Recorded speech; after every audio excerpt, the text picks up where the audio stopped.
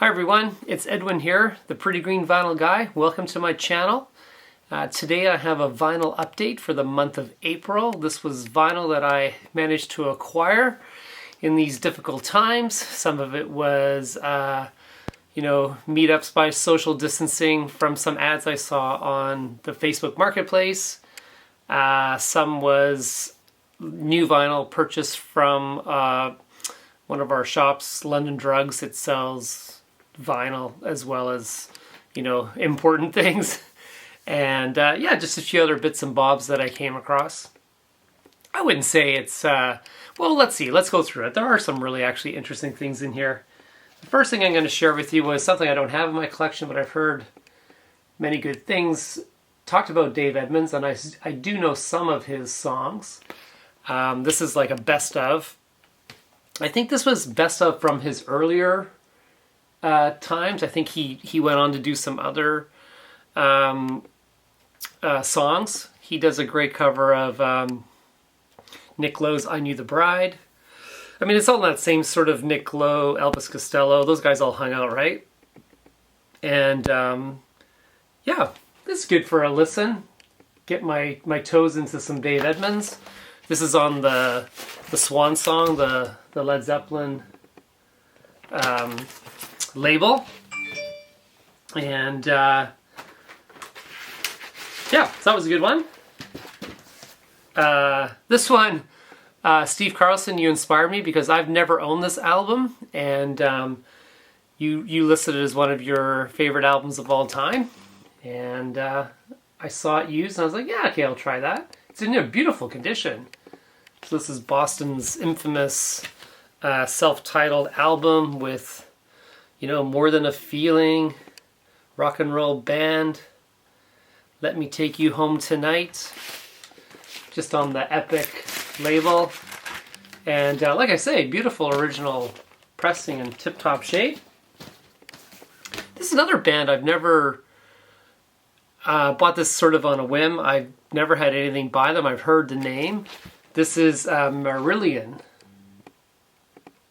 And always a band that's kind of caught my attention. I've watched a few videos on YouTube and listened to some of their music. And kind of an interesting album.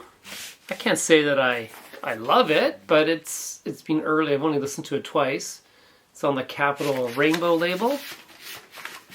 And it's got the original inner sleeve with the lyrics, and all the artwork and whatsoever. Fascinating cover. Anyway, that's Marillion, Misplaced Childhood, if you know anything about that. This is actually a record I've been looking for a while.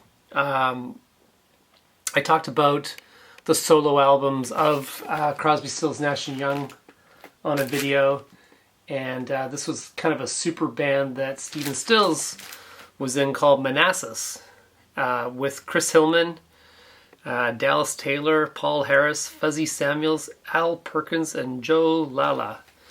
And this is kind of bluesy. There's a lot going on here. It's really cool. The album's broken into 4 sides. It's a double album. And like side 1's called The Raven. Side 2's called The Wilderness. Side 3's called Consider. And side 4 is called Rock and Roll Is Here to Stay. And in that they do a tribute to Jimi Hendrix, Al Wilson, and Duane Allman. And it's kind of got the blues, country rock, folk rock. There's some world kind of beats in here.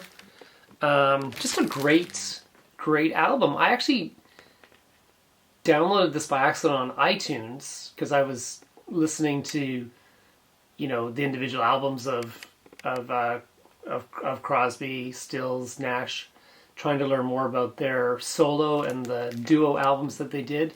And I came across this and I was like, it got really high reviews. Like, I should download this, and this is great. Really happy to come across this. I think they did 2 albums, and the second one was never as well received as that first one. It's morning here, Friday morning, so May 1st.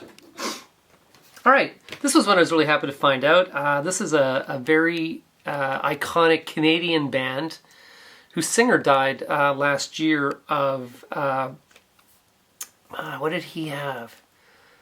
Oh, Alzheimer's at a young age, which leads into something else. Anyway, this is Spirit of the West. This was a Celtic rock band out of Vancouver. Pretty big in the late 80s to mid 90s. Saw them live numerous times. Really high energy, as you imagine with most Celtic rock bands. John Mann, who is, this is John Mann here. Became very famous. He was very political in Vancouver. Like, he would do these impromptu concerts where he would like climb on top of a car or a bus and start playing, and crowds would gather and close down main roads in Vancouver. And even by the name of the album, of the song titles, Save This House, obviously about, I think the house in this case is the country. You've got Dirty Pool, mopping up the dirty pool. That was probably around the Valdez oil tanker. You've got the Wrecking Ball about knocking down. Just obviously very political in their makeup, but they were great. They were really, really good, and sadly John Mann passed too soon last year. Kind of a hard album to get, actually, so I'm really super pumped about this. Really good, interesting stuff. This is a little Fleetwood Mac, earlier Fleetwood Mac, Mystery to Me. I didn't know much about this album. I kind of bought it on a whim. This is the Bob Welch years with Christine McVie. This is a good album. I didn't know much about this, but it's a really, really nice album. I'm not always a fan of Christine McVie. Maybe she got bullied a bit by, Lindsay and Stevie in that time of the band, but she really shines on this album, and some really great songs and melodies, and really, really good album. Very impressed with that. Super happy to pick this up. This is an original copy of Recent Songs, Leonard Cohen's 1979 album, with that great hand-drawn image of Leonard on the front. Really good album. And I don't know what else to say. If you haven't seen, this is just on the Columbia. I guess I gotta do it that way. Red Label. I did a video last Sunday with Mazzy. It's on his channel, and we actually talked about Fleetwood Mac and Leonard Cohen. We took 6 bands, 3 that we each suggested because they both had large discographies, and we each picked their best album and their worst album. And it was funny because I came across those leading into that video. I never did end up using either one of those albums in the video, but very happy to have them, and very, very good. This is kind of cool. I've always wanted this album, and it just kind of appeared. This is a 1959 mono pressing of Marty Robbins' Gunfighter Ballads and Trail Songs. And this is a Columbia 6i in just, it's like brand new. I swear to you, this record is in pristine shape for 1959. Incredible. And look at, even the cover is beautiful. Unfortunately, it doesn't have a huge amount of value, but just lovely piece of memorabilia to have. Kind of a fun thing. I don't know much about Marty Robbins, but I've listened to this a couple of times, and it is exactly what I expected it to be. Like, it doesn't even have any kind of breakage on the corners. It's just in immaculate shape. It was worth it just to buy it for that. Anyway, this was kind of cool. Something's happening in the world. Sorry about that. Dire Straits, Brothers in Arms. This was sealed. I have opened it and listened to it. But this was sealed from 1985 with the hype sticker and everything. Never opened. And I actually have a MoFi pressing of Brothers in Arms that doesn't sound great. It's one of the biggest disappointments. I know that this is one of the best recorded albums of all time, maybe. And the MoFi doesn't sound great. It's not an original master recording MoFi. It's another thing, but I don't know what it is. And I was so disappointed that I had spent the money on that and never got the quality of sound that you would expect. So I came across this, and it was still sealed. The guy didn't want very much for it. And I thought, well, it'll be interesting to hear how a brand new record from 1985 sounds that's never been played before, still sealed. And I got to tell you, it sounds amazing. And so now I'm kind of happy that I've come across this, $15 record or whatever I paid for it. And, the $75, $80 MoFi. People blow this album off because of, The Walk of Life and Money for Nothing were overplayed beyond, the limits of our acceptance. But you have to go to the deeper cuts. This album is actually fantastic. There's not a bad song on this album. And you get to those deeper cuts like Ride Across the River, The Man's Too Strong, One World, and Brothers in Arms, which are the 4 songs on side 2 that probably most people in this heyday of this album never listened to because the other songs were so in your face, are fantastic. The guitar work, the cleanliness, the effect that Knopfler uses. Anyway, go back, have a listen to it, and there you go. Now, this is an album, a band, that I would rarely buy anything off of their work. I do have their, I'm going to tell you who it is now, the Platinum Greatest Hits, and I do have the one with Rock and Roll All Night. But I came across this, and I thought, for anything, it's a good collector's item. This is the Kiss Originals. This is the first 3 albums, Kiss, Hotter Than Hell, and Dressed to Kill, that were put out in a triple release gatefold. So 6 sides. There's the 3 original album covers.